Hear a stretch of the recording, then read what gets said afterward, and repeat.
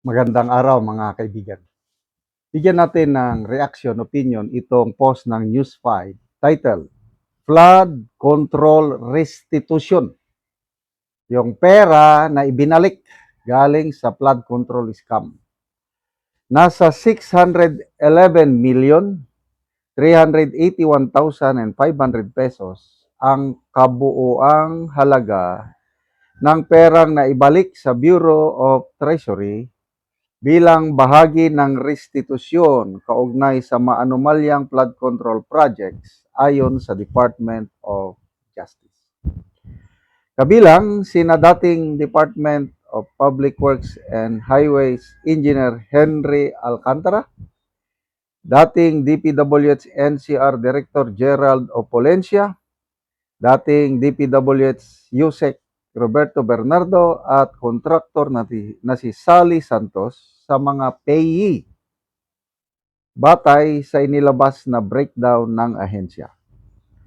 Higit 181 million ang isinauli ni Alcantara, habang 120 million ang kay Opolencia, aabot naman sa 290 million ang halaga ng restitusyon ni Bernardo at 20 million kay Santos.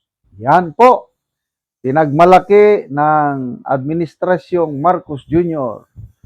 Ito, laban tayo sa korupsyon. Hero ang Pangulong Marcos dahil ayaw niya ang pagwawaldas.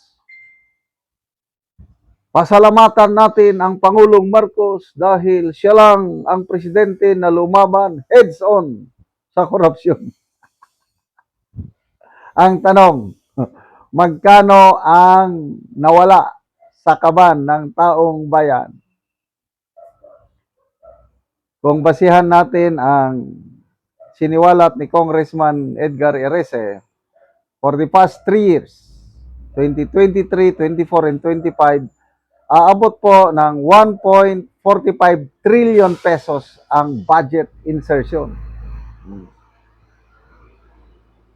So yung testimony ng Brave 18 Marines, estimated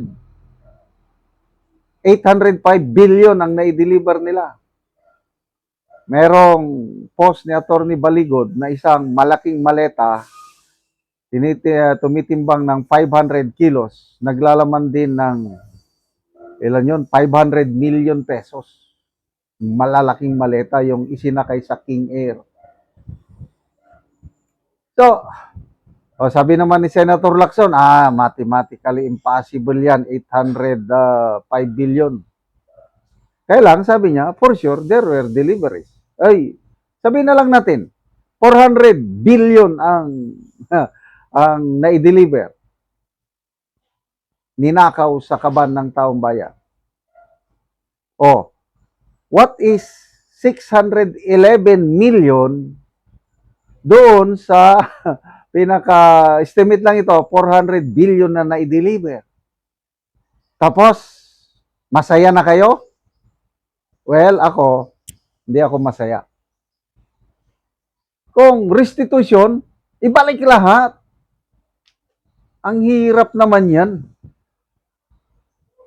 Kawawang mga workers, kayod ng kayod, automatic deduction yung buwis. Ako, for yung 34 years ko sa military service, talagang automatic deduction. Walang kawala. Tax kagad yan. Pagkain ko sa restaurant, tax kagad yan. Pag gasolina ko, tax kagad. Tax ng tax. Okay lang sana magbayad tayo ng buwis.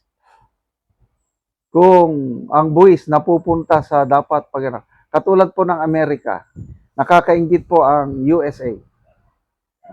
Ilang beses na akong nagpunta doon, napakaganda ang serbisyo ng gobyerno doon. Kaya sabi ko sa anak ko, medyo nagre-reklamo, laki ng tax. Sabi ko, anak, mas gusto ko na lang yan.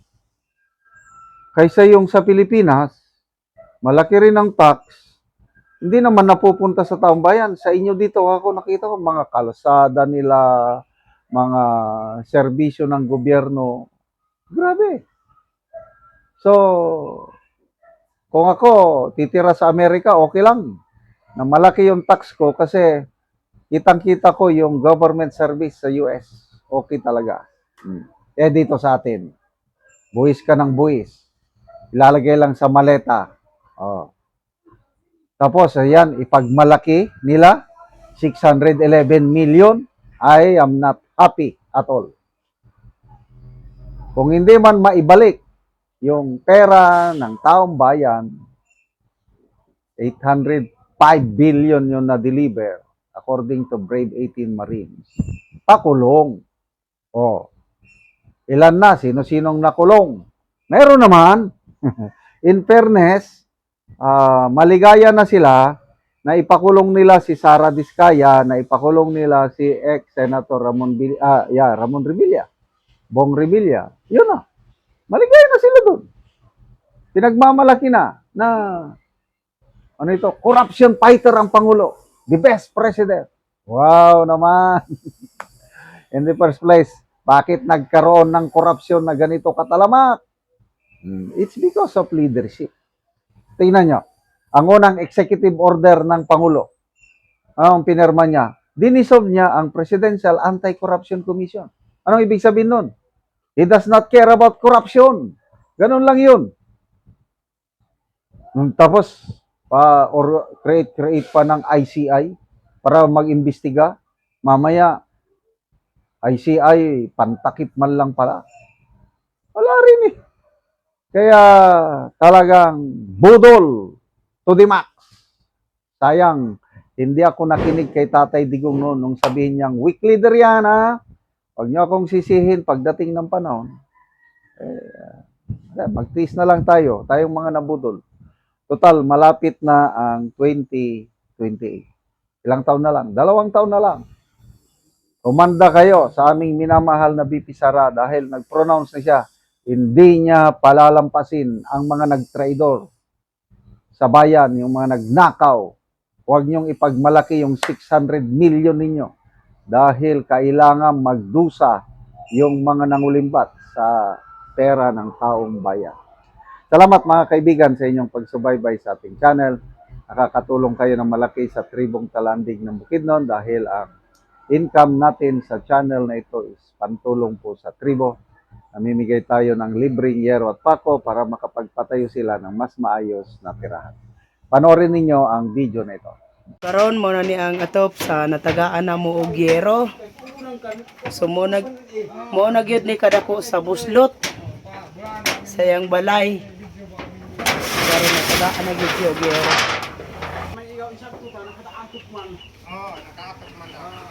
Og mao na ni ang yero nga among gihatag nga ilang atop karon para mapulian ang ilang atop nga buslot.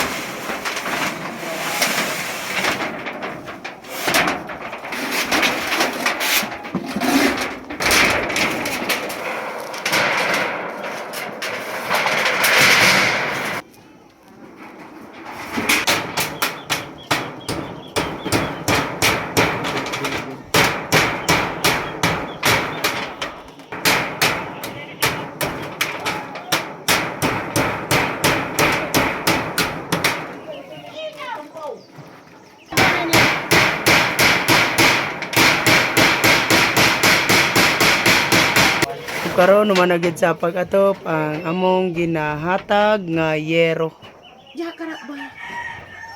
Mat sa Ginoo nga nakaatop na gyud mi og sa naghinabang sa sin. So pila na to ka tuig ang imong atop nga mga buslot na?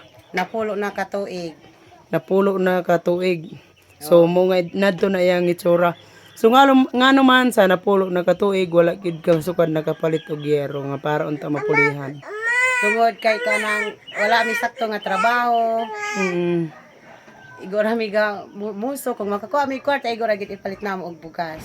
Na kung walay muso, asa naman mo magkuha sa inyong pagkaon? Ay bangita kung asa maka kuan kuan Na ang inyong kuha na mo'y tanom nga mga lagot mon. naa mga bingala, kamuti.